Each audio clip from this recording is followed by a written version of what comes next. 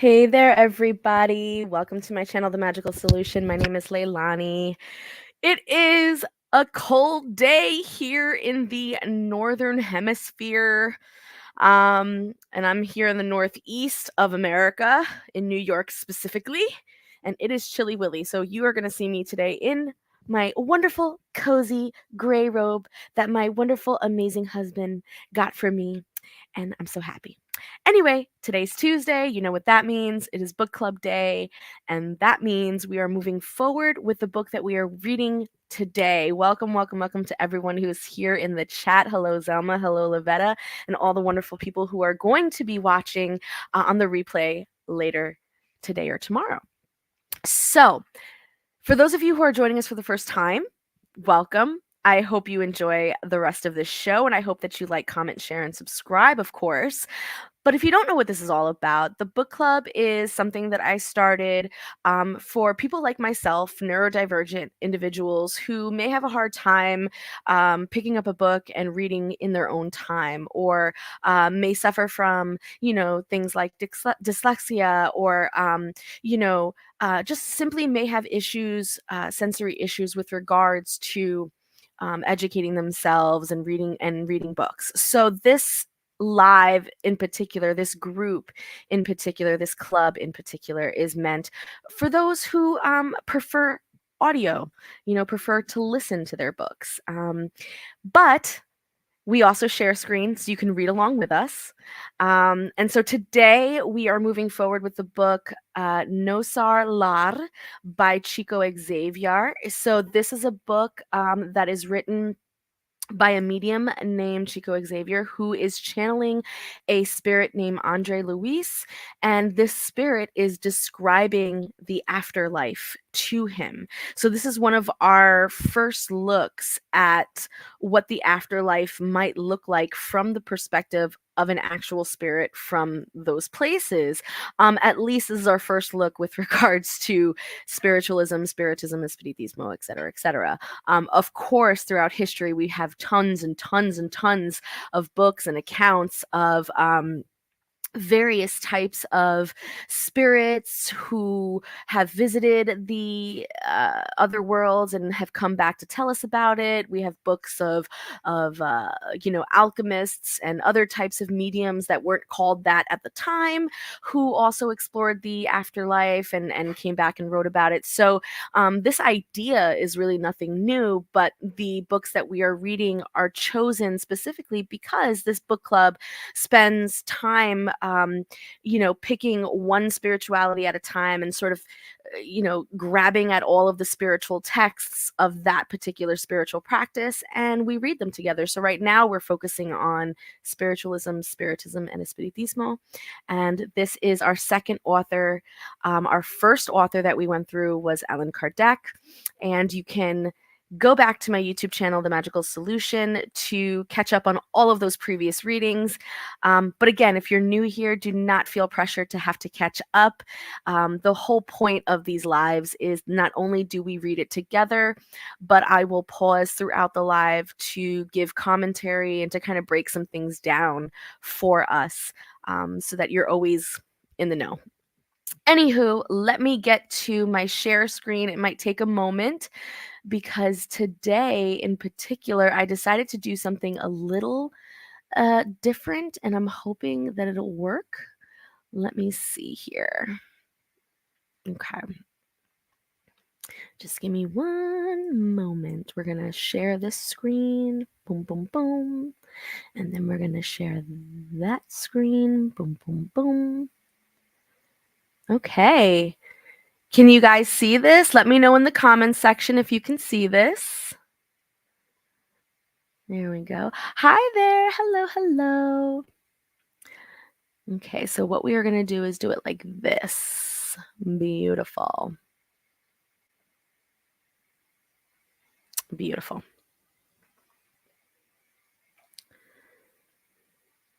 Ah, how about that? Is that better? I don't know why that's not working. There we go.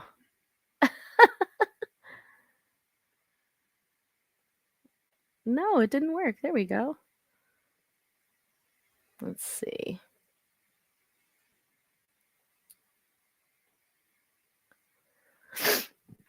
Hold on one moment. Let me just see if I can get this going here. Otherwise, it's not gonna work out well for any of us.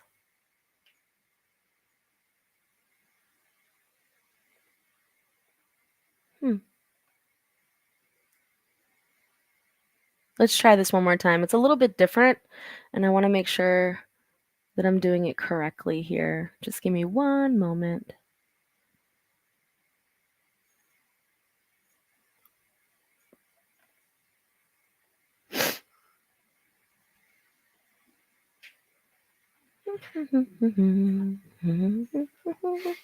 There we go. Okay. So, the chapter that we are on is chapter 19, and this one is entitled The Newcomer. Let's get to it.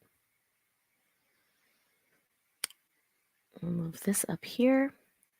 We will reduce a little bit of this.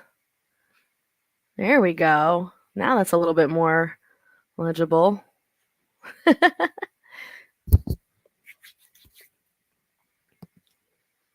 Doesn't your granddaughter come for meals? I asked Laura, leading the conversation to more intimate channels.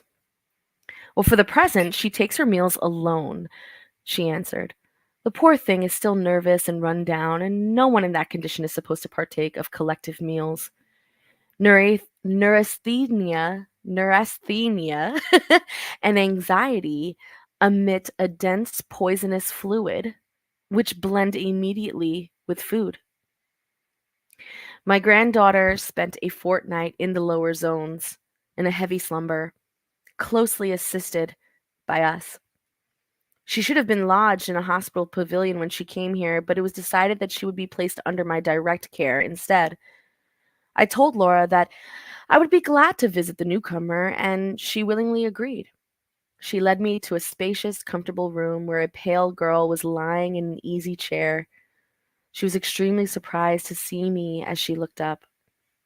Heloisa, Laura said, introducing me. Here is a friend who arrived from Earth a short time ago.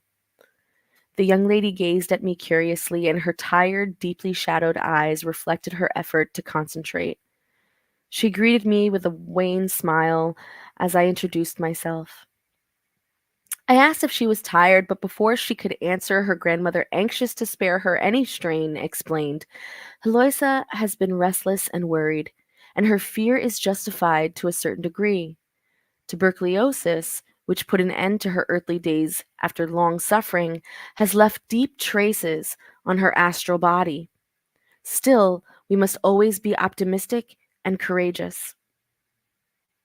At this, the young lady opened wide her deep black eyes as if to hold back her tears, but unsuccessfully.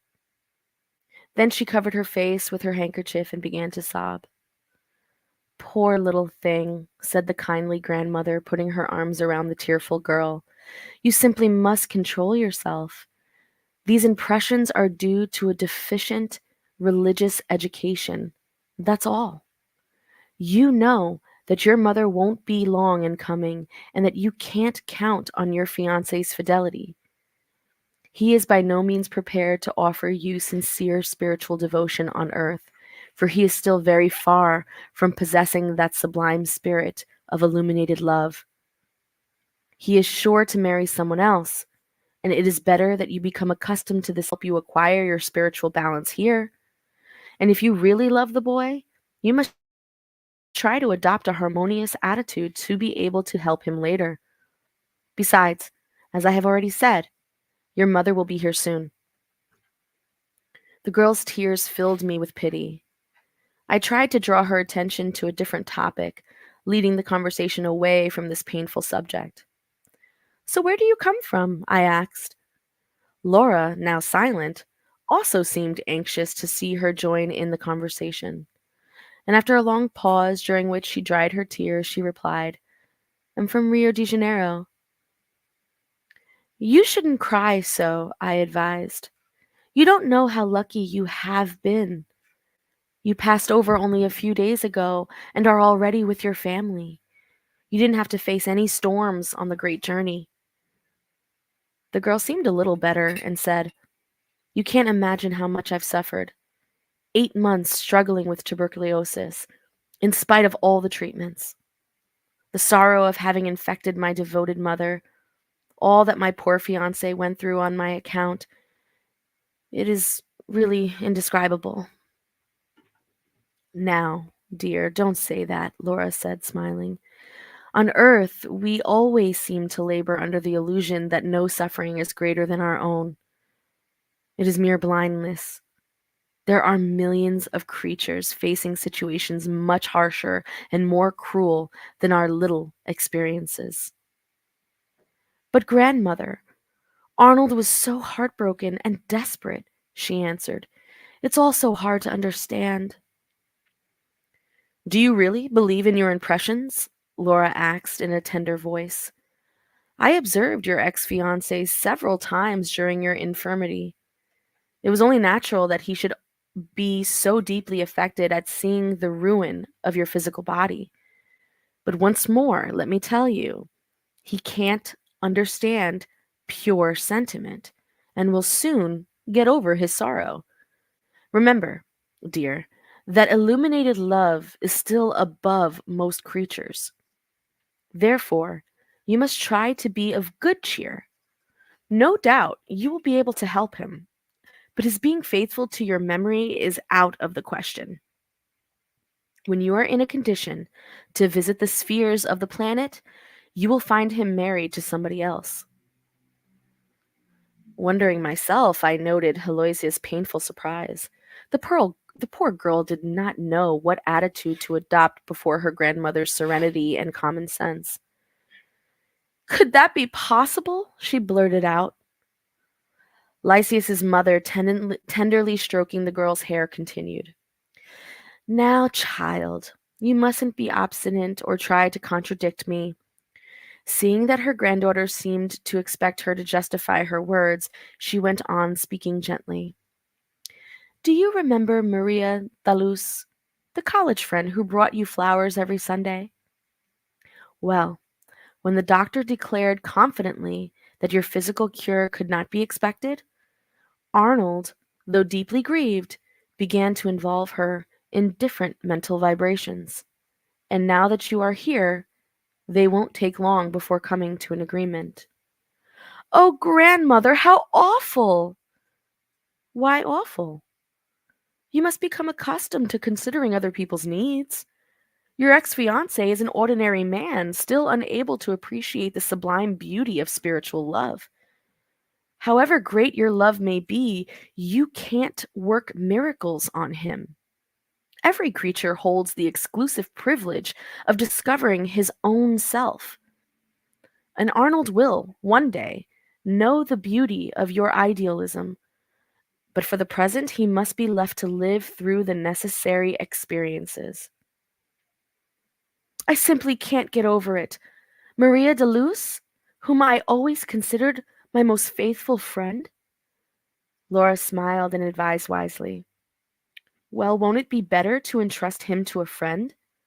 Maria de Luz will always be your spiritual friend, whereas another woman might, later, render the entrance to his heart difficult for years. Heloisa started sobbing again. I felt greatly puzzled. The kind lady, sensing my perplexity and eager to help me as well as her granddaughter, explained. I know the cause of your tears, little one. They are the result of centuries of selfishness and undying vanity. But remember that Grandma's words aren't meant to hurt you, but to open your eyes. While Heloisa continued weeping, Laura invited me to the back, to the living room, remarking that the patient needed her rest. We sat down to await others' return, and Laura confided in a soft voice. My granddaughter arrived here extremely tired. She let her heart get entangled in the web of self-esteem. In fact, she should have been sent to one of our hospitals, but Assistant Cocherho, I don't know how to say that, sorry guys, thought that the home atmosphere and our loving care would be advisable in her case. And I must say I was pleased at his decision, as my dear Teresa, her mother, will soon be here. A little patience and everything will come out right. It's just a question of time and serenity. So, yeah, this chapter is short, sweet, but very impactful. It's very clear here that when we pass, there is a certain level of release that needs to happen, and this is usually what we call purification, right? So when we pass over or when we die, we consider death to sort of be the last purification rite. It is the last rite of passage that we go through before entering into, quote unquote, the realm of the dead, or quote unquote into reincarnation. But regardless of what you believe, there is a common theme of sort of releasing these earthly desires, earthly pleasures, earthly attachments, etc.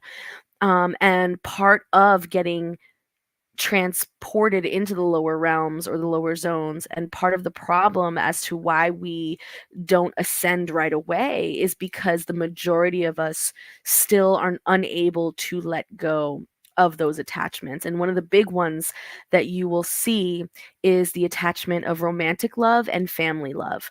So many times, if a mother were to die before her children, or if a husband or wife were to die before their spouse, it oftentimes leaves the dead feeling unfinished, feeling like they left something behind. So these types of relationships are more often than not um, situations in which a spirit must be uh, relieved from. And if you are a spiritualist, a spiritist, and a spiritista, these are some of the more common cases that we may encounter in terms of helping a spirit to cross over. It'll usually be because they are attached to a lover or a family member. Okay. And what the grandmother is saying here is that in order for her to begin her healing, she needs to let these things go. And to let them go, it first comes with a responsibility of acceptance, right? So it's this idea that, when you go, you can't be selfish. If you have a lover or if you have family members that you love, the goal is to wish them well. The goal is that you hope that they fall in love again. You hope that your family members do not grieve you in such a way that all of a sudden their life stops being lived because they are in such turmoil about losing you. That is the ultimate despair, right? So you want to wish well, and you hope that they won't move on, right? But unfortunately, this young lady here is still clinging on to the idea that her husband will forever love her, forever be faithful to her, and will forever be mourning her, simply because they had such a deep love in life and because he took care of her during her last days. And what her grandmother is saying is like, listen, he's just a man. He's just a human. And not only is he just a man and just a human, but he is a man and a human that still has not understood what divine love is, what spiritual love is, what true um you know true what is that word, unconditional love is. Because if he did, then she would be right about her assumption about her husband, but she's not. And the grandmother can say that confidently, right?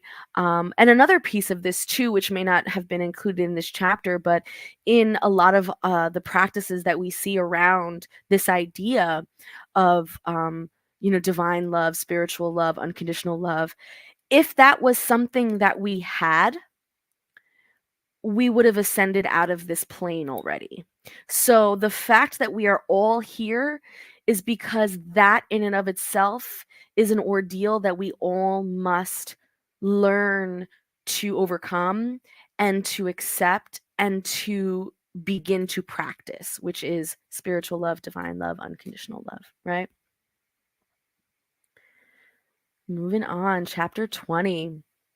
The notions about the home. So eager to learn as much as possible from my well informed hostess, I asked curiously, with so much to do at home, do you still go out to work? She said, I certainly do. We live in a colony of transition, which has at its main purpose apprenticeship and work. Here, feminine souls are assigned numerous tasks in preparation for their return to the planet and their ascent to higher spheres. But is domestic organization in the astral city similar to that on Earth? It's the earthly home which has for so long been trying to imitate our domestic institution. Married couples there, with rare exceptions, are still weeding the soil of their feelings, overrun with the bitter herbs of pride and infested with the parasites of jealousy and selfishness. The last time I returned from the planet I arrived here, as is natural, beset by deep illusions. But it happened that during my crisis of wounded pride, I was taken to a lecture given by a great instructor from the Ministry of Elucidation. And since that day, a new current of ideas has penetrated my mind. Could you tell me something of the lessons you received? Well, the lecturer, she continued, a great mathematician, made us realize that on the plane of spiritual evolution, the home may be compared to a right angle. The vertical line is the feminine sentiment, always gravitating towards the creative inspirations of life. The horizontal line is the masculine mentality, always striving for achievements towards the common progress. And the home is the sacred summit, the converging point where man and woman meet to bring about an essential understanding. Woo! Right? Beautiful. It is the temple where creatures should reach for a spiritual communion rather than a bodily union. Please, please, please listen to that last line.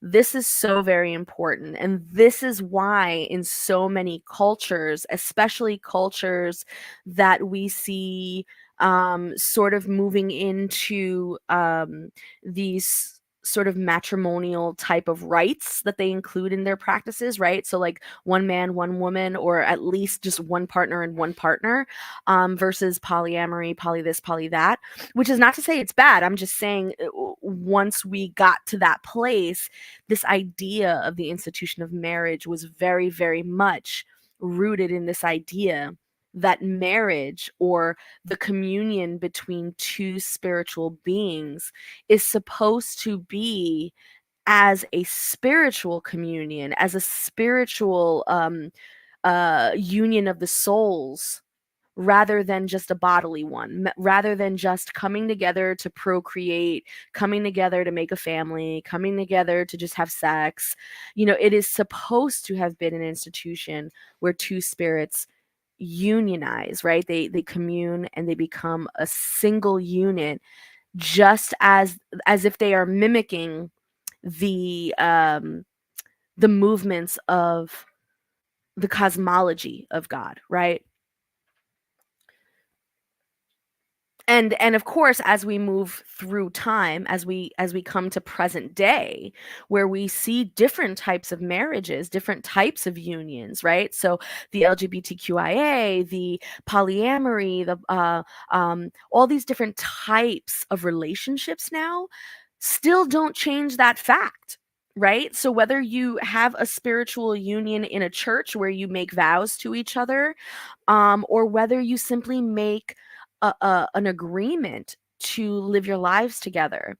Either way, it is still, you know, we're hoping, at least from this perspective, that it's still coming from a place of spiritual union. So whether it's just two people or whether it's 10 people, if you are coming together in love, you are doing so because you understand, or you are attempting to understand, divine love and spiritual love. And your attempt to understand that is through the relationship. It's through the union of you and your partner or partners. Okay? Meaning, overall, meaning that to understand Divine love, to understand spiritual love, you cannot do it alone. It is done with community. So at present, there are many great people on earth versed in social questions. Mm. Sorry, I had to take a sip. Who advocate for various measures and call for a regeneration of domestic life. Some go as far as to state that the family institution is threatened. We must remember, though, that the home is a sublime conquest which mankind is slowly achieving. But can one find on earth the real family structure where all rights and duties are legitimately shared? Most earthly couples pass these sacred hours together in an environment of indifference and cruel selfishness. When the husband appears calm, the wife gives herself up to crisis of despair. And when the wife keeps humbly silent, her husband tyrannizes her. Neither does the wife attempt to encourage her husband along the horizontal line of his temporal fulfillment, nor does he try to follow his companion in her divine flights of tenderness and sentiment towards the higher planes of creation. In their social contracts, both wear masks, but in the privacy of their home, they strip them off, sadly exposing their lack of mutual understanding.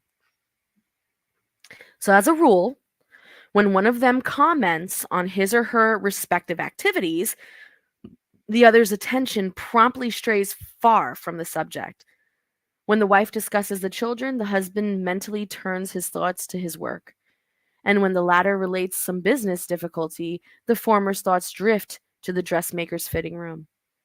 In these circumstances, it's obvious that the divine angle is far from being properly traced. Two diverging lines are endeavoring in vain to form the sublime vertex, to ascend one more step up the glorious stairway leading to eternal life. So, this new aspect of the responsibility of marriage ties struck deep into my spirit. Highly impressed, I exclaimed, okay, what a multitude of thoughts these explanations is arousing in me. If we only knew all of this while we were still on earth. A mere question of experience, my friend, she replied. Suffering and tribulations will slowly teach mankind these unavoidable lessons. At present, few realize that the home is a divine institution within which one must live with all of one's heart and soul. It's often said that all creatures are beautiful when truly in love. Indeed, this is true. During the enchanting period of betrothal, plain creatures display their most charming traits. Any subject seems enchanting even in the most frivolous conversation. Man and woman meet, radiating the full measure of their sublime forces. But when they enter wedlock, many rend the veil of desire and fall back under the influence of old monsters that tyrannize weak hearts. Gone is all tolerance and sometimes even brotherly cooperation. The luminous beauty of love gradually dies out, and the couple begins to drift apart, avoiding each other's company, losing the joy of friendly conversation. Henceforth, the well educated ones respected each other, while the ill bred ones outwardly manifest their mutual animosity. They don't try to come to a conciliatory understanding. Questions and answers are formulated in dry phrases. Physical intercourse may still be carried on, but the minds are already divorced and following opposite directions. Oh, how true your words are, I cried out with feeling. But what can we do, my friend? My kind hostess continued.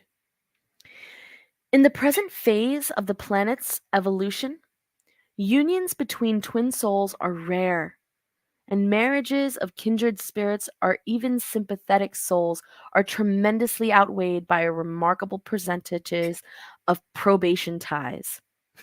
I like that word, probation ties. Most human couples are made up, so to speak, of handcuffed prisoners. Woo! Endeavoring to follow the trend of ideas suggested by an initial question. Lysias' mother continued. Feminine souls do not remain inactive here. They are trained to become worthy mothers, wives, sisters, and missionaries. The woman's task in the home cannot be confined to a few idle tears of pity and many years of servitude. Of course, today's rash feminist movement is a grievous offense to true attributes of the feminine spirit. Women aren't meant to set themselves up as rivals to men in offices and in different professions and business departments, which are adequate fields for masculine activities. Nevertheless, we are taught here in our colony that there are many dignifying tasks outside the home which are compatible with the feminine sensibility, including nursing, teaching, textile, manufacturing, communications, and all kinds of occupations which require patience. Man should learn to endow the domestic circle with the fruit of his experiences, while women should lighten the burden of man's hard work, giving him the home, her sweetness, and an inspiring atmosphere. Within the family circle, inspiration outside it, and activity. You can't have one without the other. How could a river feed its flow if it is not for the source? On the other hand, how could the water of the source flow on without the riverbed? I couldn't help smiling at that question. After a prolonged pause, Laura resumed the conversation. Whenever the Ministry of Assistance entrusts children to my care here in my house, my working hours are counted as doubled. That will give you an idea of the importance of the task of motherhood on earth. However, when I am not thus occupied at home, I have my daily tasks in the nursing department. And apart from my granddaughter, who is still recovering, there are no members of our family at leisure. They are all engaged in worthy activities. 8 hours of work per day is an easy program for anyone. I should feel ashamed if I didn't do my part. As she fell silent for a few moments, my thoughts ran on the same interesting topic.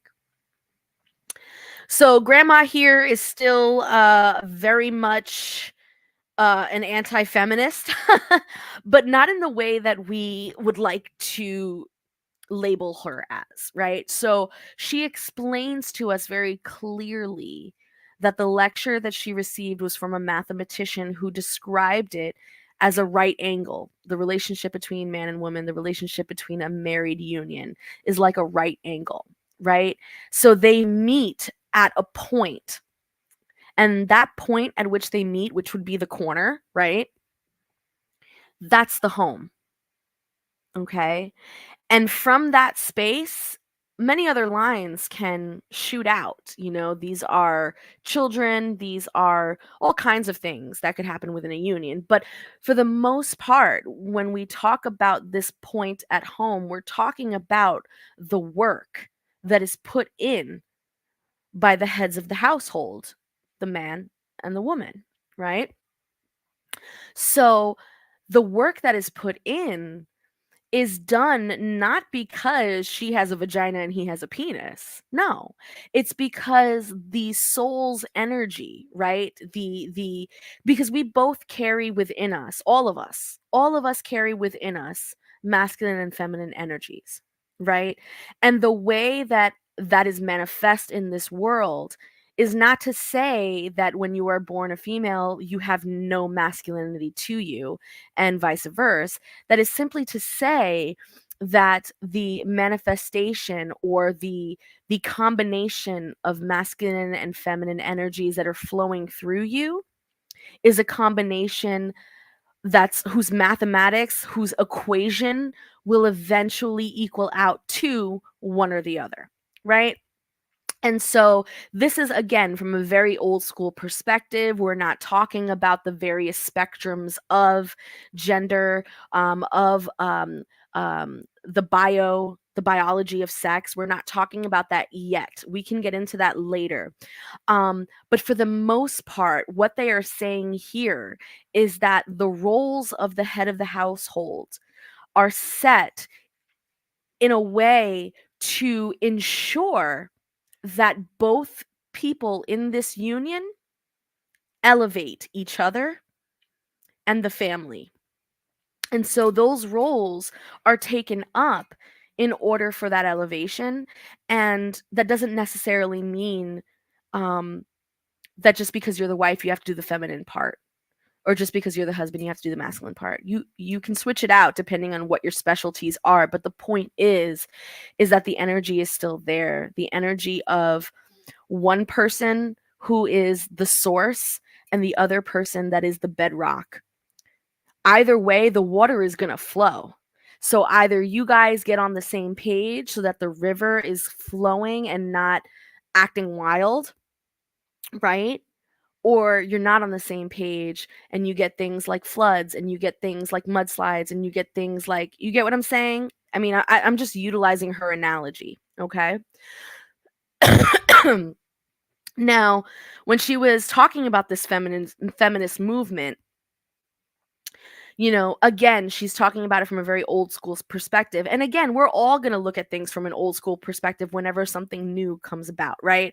Like, we can even look at that today, right? We look at today and we say to these younger generations and these younger kids, oh, these kids are so sensitive these days, right? Everybody needs everybody needs a trophy, everybody needs a safe space, everybody's so sensitive and crying all the time. Like, I just can't, you know what I mean? And you hear all of these old cats saying all of these things about these kids, but at the same time, that sensitivity that is within these children and within these younger generations are very much needed right now. And the way that something comes about will always come about as a flood, right? Things don't the way that the world works is that we as humans will tolerate as much bullshit as we possibly can until the cup overfloweth. And when the cup overfloweth, it's usually a fucking shit show, right? And so, utilizing that as an example, we can say to ourselves, okay, whenever a new movement comes into play, whether it's a social movement, a political movement, whatever movement, it's going to come as a huge wave. And that wave is going to make that pendulum swing all the way to one side. And it's doing that for a reason, right? We have to do the extreme in order to eliminate what is excess so that we can then find our way back to the center, right? And so the feminists who came out in those days at the time that this was being written, yeah, it was extreme. Bitches was burning bras, you know what I'm saying? Wearing pants, cursing out men, fighting motherfuckers who would touch them. Like, they was really going hard because they demanded equality. They demanded not to just be seen as equal, just they wanted to be seen as human, because it wasn't that women were lacking equality, they were lacking humanity at the time. Men saw themselves as men, right? As males, and they saw women as females or womb an, as in secondary to or subpar to man. And so, yeah, when the movement came about, it was harsh, it was big, it was in your face. And then we see the pendulum swing starting to come back to center, where we see, okay, it doesn't need to be this wild, right? And it's the same thing with these younger kids these days with their sensitivities and with what they need. They need this because we are in a world of cruelty. And these generations of empathic children are coming into this world to show us what we have forgotten. And eventually that will level out, so yeah, everybody's getting canceled, everybody is this and that, and being labeled by these kids, and these kids are calling people out, and these kids are making huge changes and huge waves. And yeah, it might seem a little extreme, and yeah, it might seem like, oh my god, this is extra, but let it run its course and it will wind itself down. Either way, the point is that everyone has a role to play, and that's what grandma is trying to say here. Everyone has a role to play, and that role is essential to your elevation, and to those whom you commit to in union, right? I might have time for one more chapter. Let me see how long this chapter is. Oh, it's short. All right, so let's try and squeeze this last chapter in, and then we'll take some questions, okay? So chapter 21, the interesting conversation. Oh, your words, Laura, have aroused so many questions. If you will pardon my curiosity. Please don't say that, she answered kindly. Go on asking, although I am not in a condition to teach. I can always inform. We both laughed at her remark, and then I inquired, what about the problem of private property in the colony? Does this house, for instance, belong to you? She smiled and answered, private property is relative here, just as it is on Earth.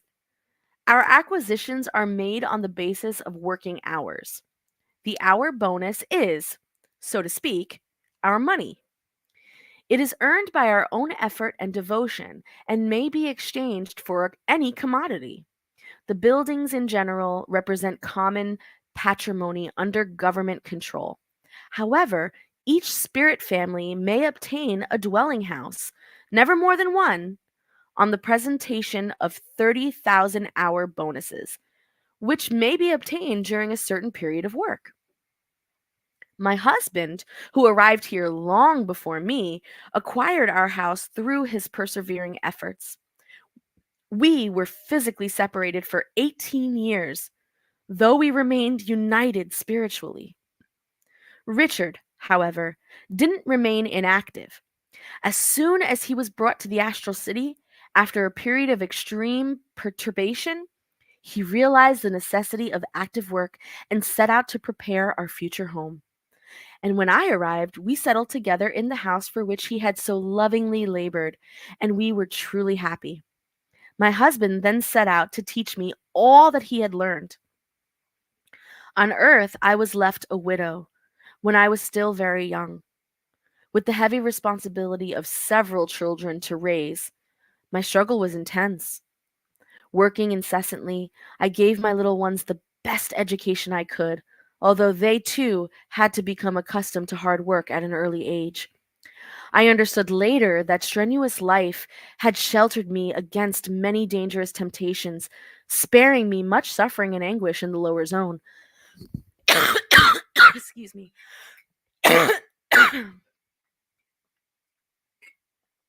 Hmm. Physical fatigue and a healthy occupation on the material plane are valuable means of protection and ascension for the soul. Please look at that. Look at that. You see that? That's really, really important. That's really, really important. So, once again, it's a very old school mentality, but it's a mentality that still holds true today. The physical fatigue of the body, which is a healthy fatigue. It's a healthy fatigue. We're not saying work yourself to death.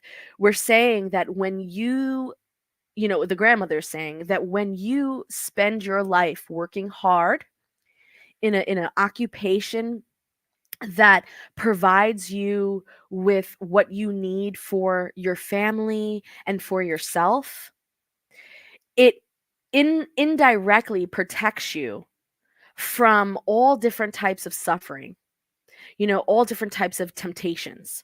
Because you're too busy working 3, 4, 5 jobs, right? You working 4 jobs, you ain't got time to mess around with a dude down the street who want to do drugs.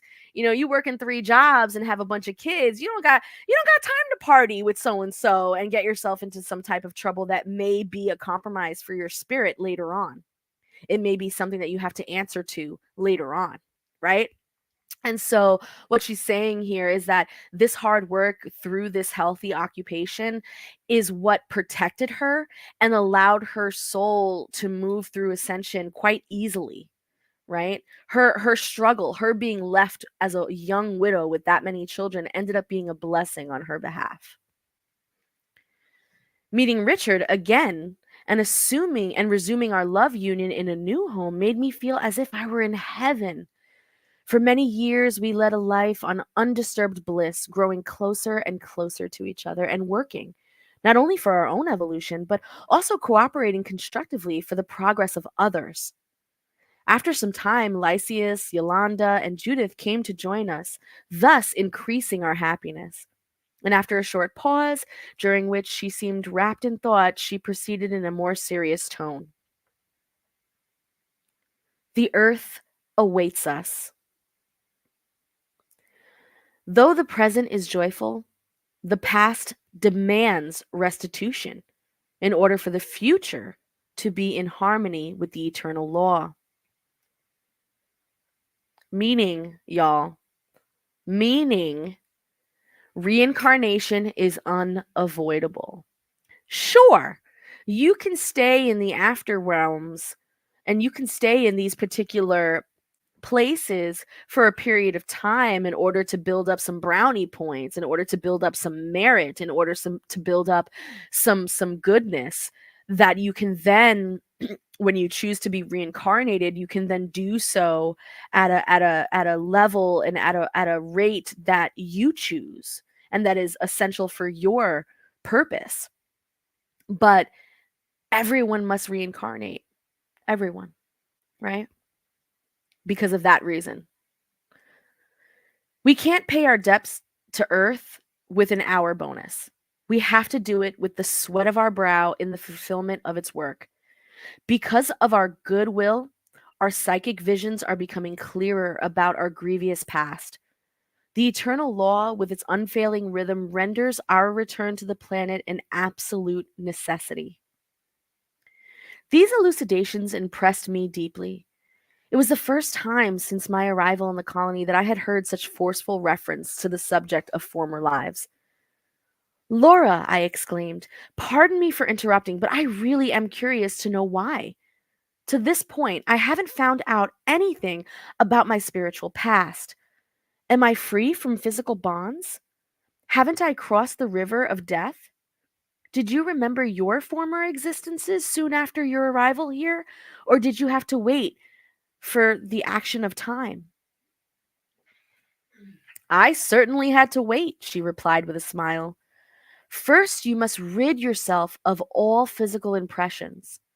The scales of inferiority are extremely thick, and you must have a good mental balance to be able to recollect constructively. As a rule, we all have made clamorous errors in the cycles of eternal life. He who keeps the memory of a crime committed considers himself the unhappiest creature in the universe. Listen to this, please. Listen to this, please.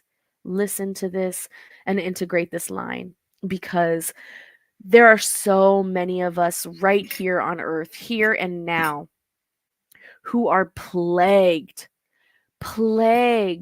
with memories of things that they had done wrong, or plagued with memories of past lives that have haunted them in this life.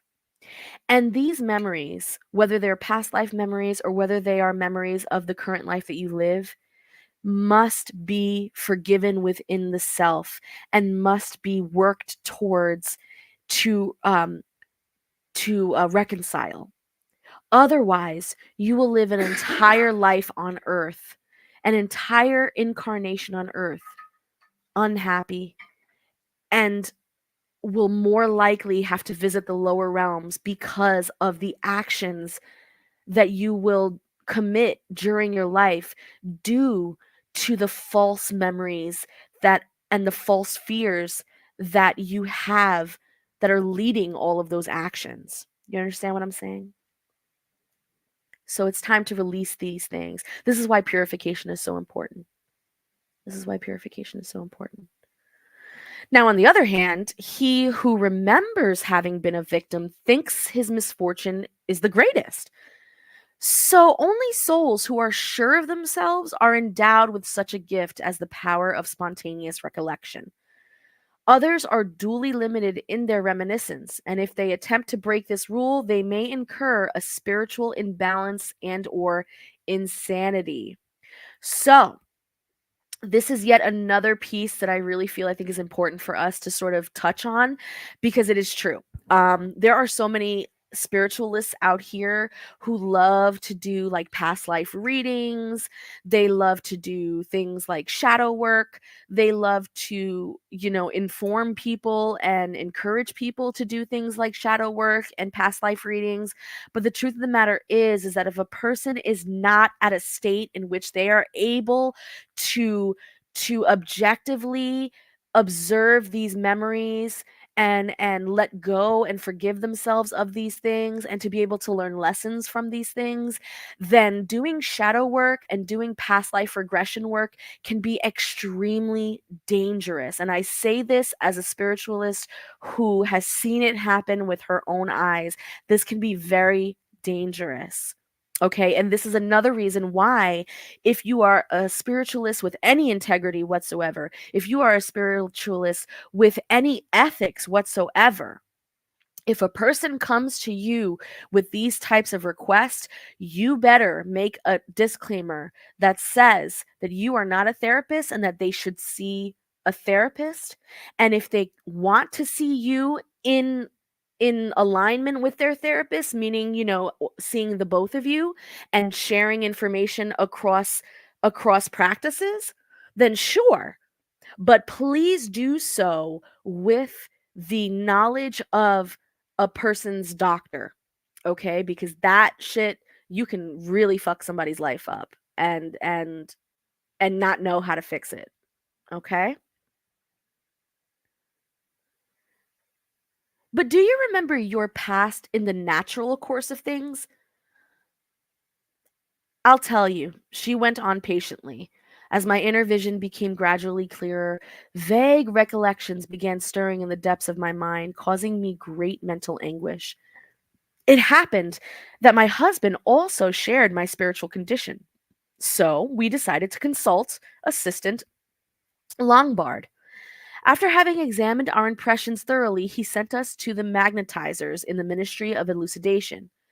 We were kindly received and were taken to the recording department where we were all had our private files.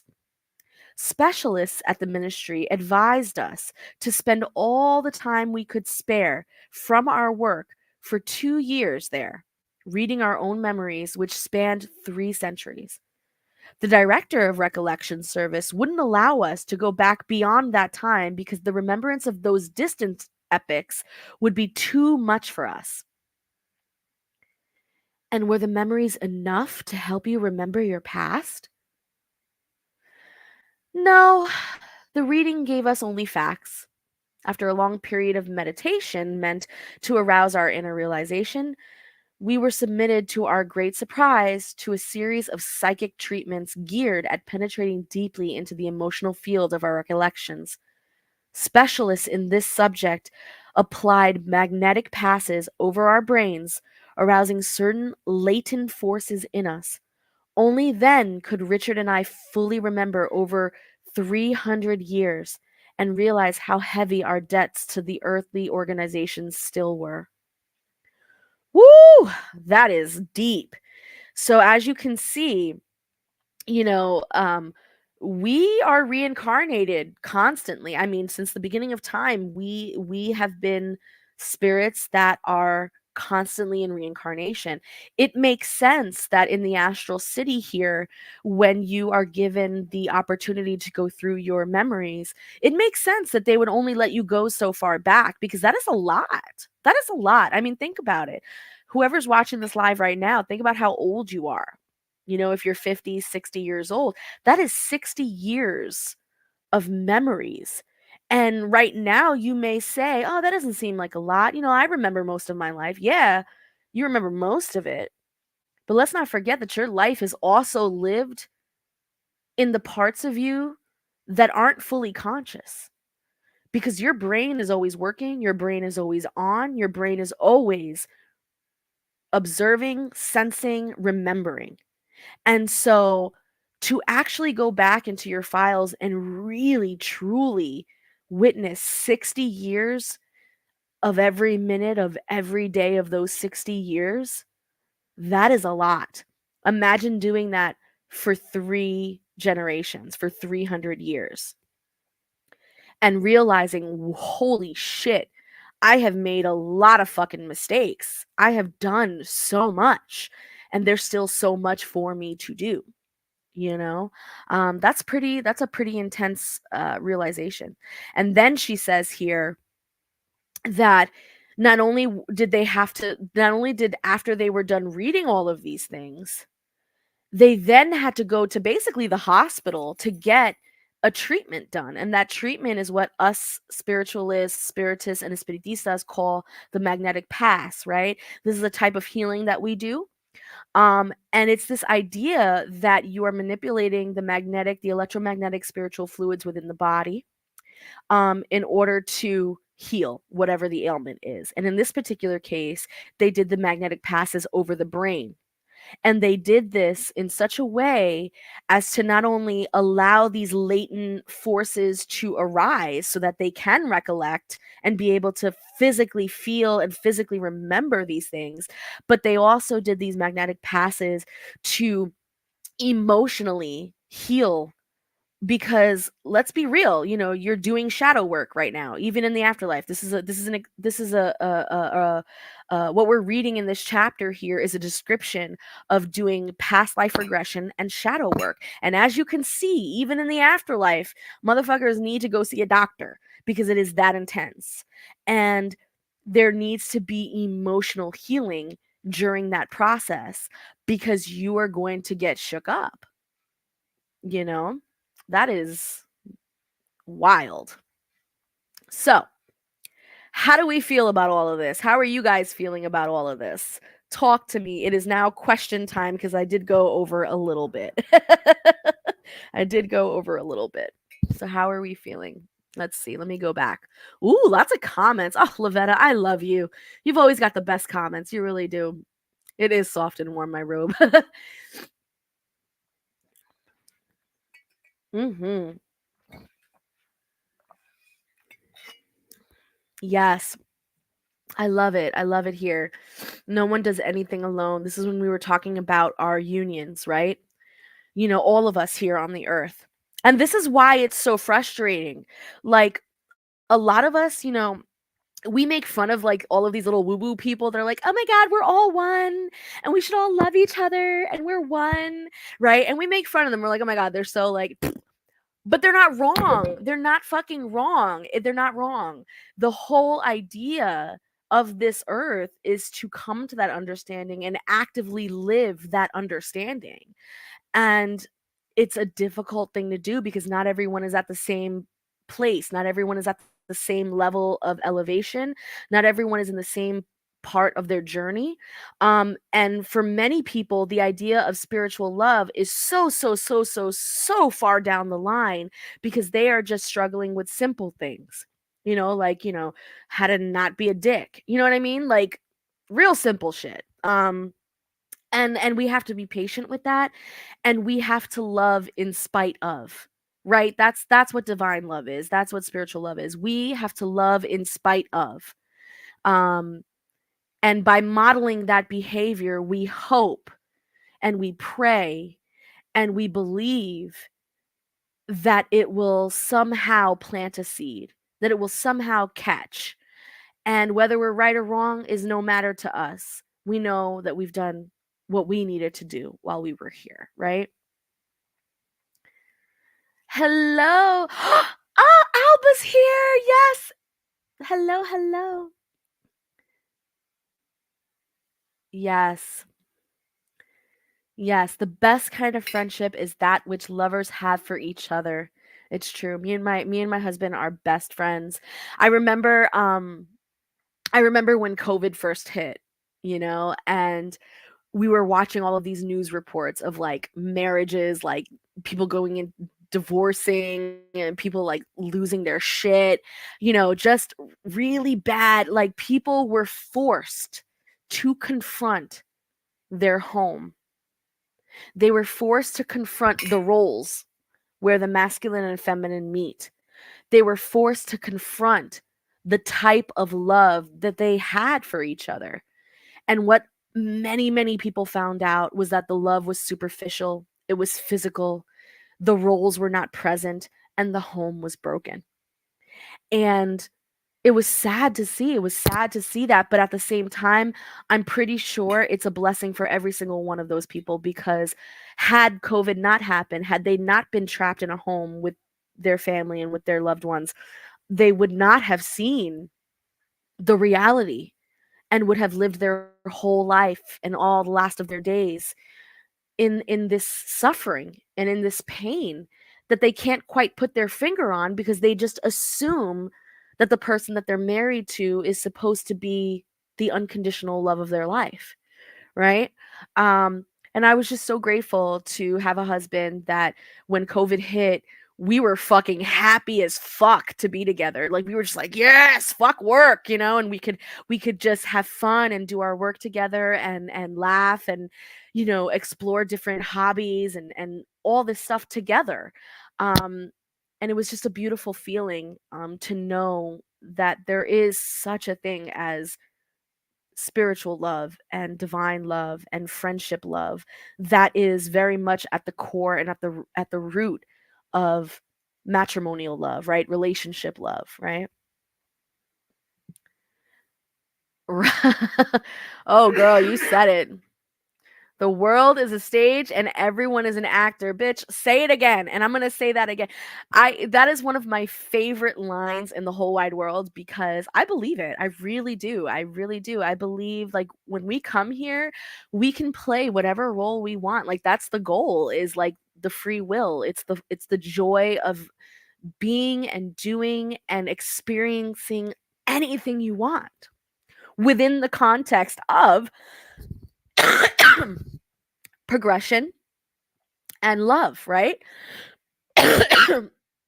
And so like it's just so cool to see that when people do have that mindset and they allow that to be something that they can have joy in life with, it's beautiful. Versus if someone has the mindset of all the world's a stage and everyone is an actor, but they take that and decide to become like a villain or decide to become something that's more of a destroyer in a situation. Although there may be a role for that in this lifetime, it doesn't necessarily mean it needs to happen, but but all is a balance, and I think that that's what's so fun and whimsical about it, is that all of it is a balance, all of it is right, all of it is what it is, right? Yes. Oh, I'm actually glad you brought this up, the Akashic records. So that is a common idea, especially you hear it being spoken about nowadays in particular. But it's very similar to that. What they described in that chapter was literally going to a special building that was essentially a library where their files were located all the way since the dawn of time. And yeah, that is the Akashic records. That is very much so. And I mean it comes in many names too, but yeah. Yeah. So how are we feeling, guys? Do we have any questions before I let you all go? Hmm?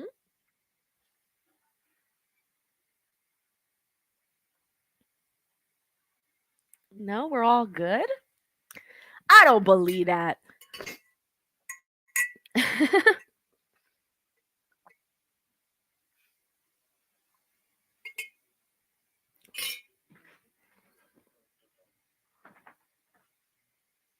Okay. Well, then, if that's the case, once again, thank you guys so much for joining me.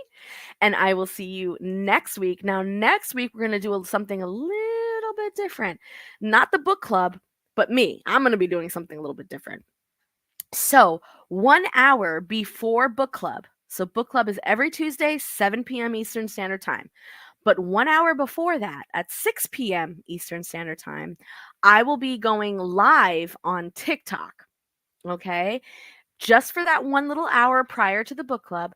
And that live will be to offer online readings in a live format.